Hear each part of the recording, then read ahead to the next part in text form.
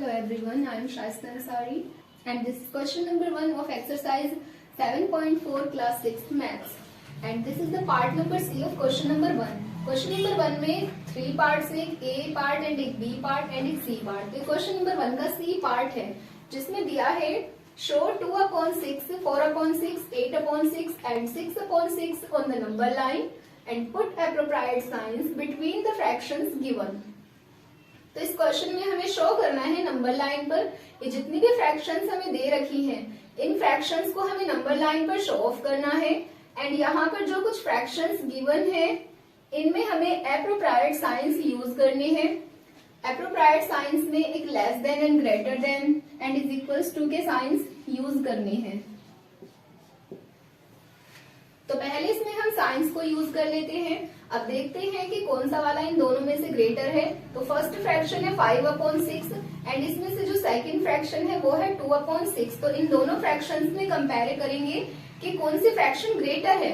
तो जब भी दो फ्रैक्शंस के डिनोमिनेटर सेम होते हैं तो जिसका न्यूमेरेटर बड़ा होता है वो फ्रैक्शन ग्रेटर होती है। सो 5/6 is greater than 2/6 and in this fraction this is 3/6 and this is 0.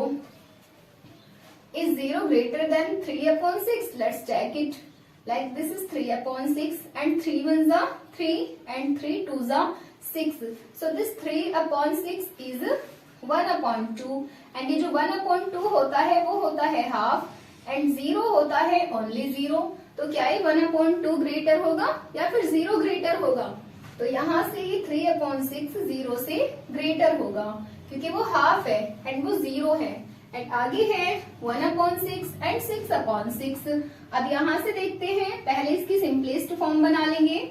तो 1/6 तो 1/6 है एंड जो 6/6 है ना वो 6 1s are 6 and 6 1s are 6। तो ये जो 6/6 है वो एक होल नंबर है क्योंकि डिनोमिनेटर 1 की कोई वैल्यू नहीं होती। तो यहाँ पर न्यूमेरेटर में ओनली 1 आएगा। तो इसका मतलब ये जो 6/6 है ना वो 1 है। जब भी कभी ऐसे नंबर्स आ जाते हैं जिसके न्यूमेरेटर एंड डिनोमिनेटर सेम रहते हैं, like this is 4/4, so it is equals to four 1 whole number. So it is equals to 1 whole number and कोई भी XYZ कोई भी ऐसा नंबर हो जिसका न्यूमेरेटर एंड डिनोमिनेटर सेम हो, चाहे वो कितना भी छोटा नंबर हो एंड वो कितना भी बड़ा नंबर हो, तो वो इक्वल होता है ओनली 1 होल नंबर के। तो यहाँ पर जो ये 6/6 है वो एक 1 होल नंबर के इक्वल है एंड ये जो 1/6 है वो किसी चीज के 6 पार्ट्स करके 1 को ले लिया गया है। तो इन दोनों में से कौन सा ग्रेटर होगा? सो ऑब्वियसली इसमें से 1 होल नंबर ही ग्रेटर होगा। एंड आगे है 8/6 एंड 5/6। अब यहाँ पर भी हमारे पास दोनों के दोनों डिनोमिनेटर सेम है एंड कोई भी ऐसी फ्रैक्शन नहीं है जिसकी हम सिंपलेस्ट फॉर्म बना सके। तो यहाँ पर जिसका न्यूमेरेटर ग्रेटर होगा वही फ्रैक्शन हमारी ग्रेटर होगी। So this is greater than this. तो इस क्वेश्चन में हमने यहाँ एप्रोप्रिएट साइंस तो यूज कर दिए हैं, लेकिन अभी हमें इस क्वेश्चन में ही एक नंबर लाइन ड्रॉ करनी है जिसमें हमें शो ऑफ करना है 2/6, 4/6, 8/6 एंड 6/6 को। So let's draw a number line here. तो अभी इसी क्वेश्चन में हमें एक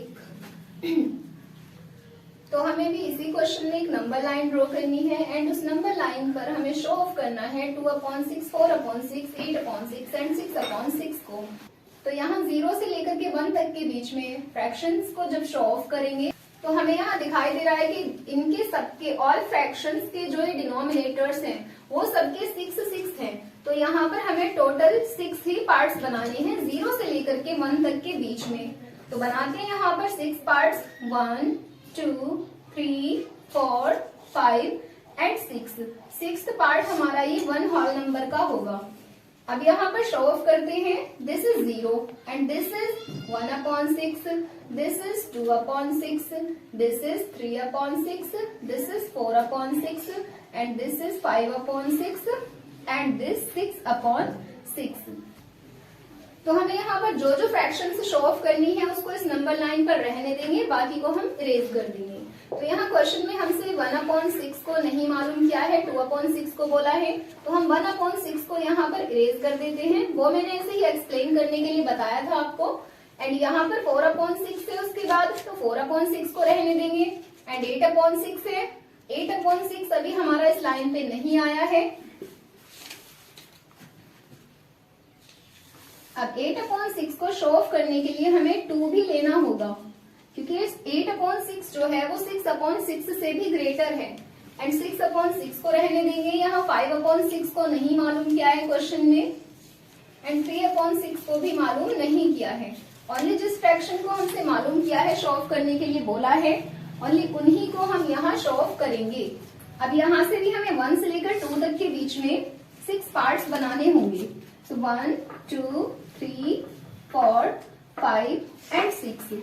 अब यहाँ से if this is 6/6, so then this is 7/6 and this 8/6, this 9/6 and this 10/6।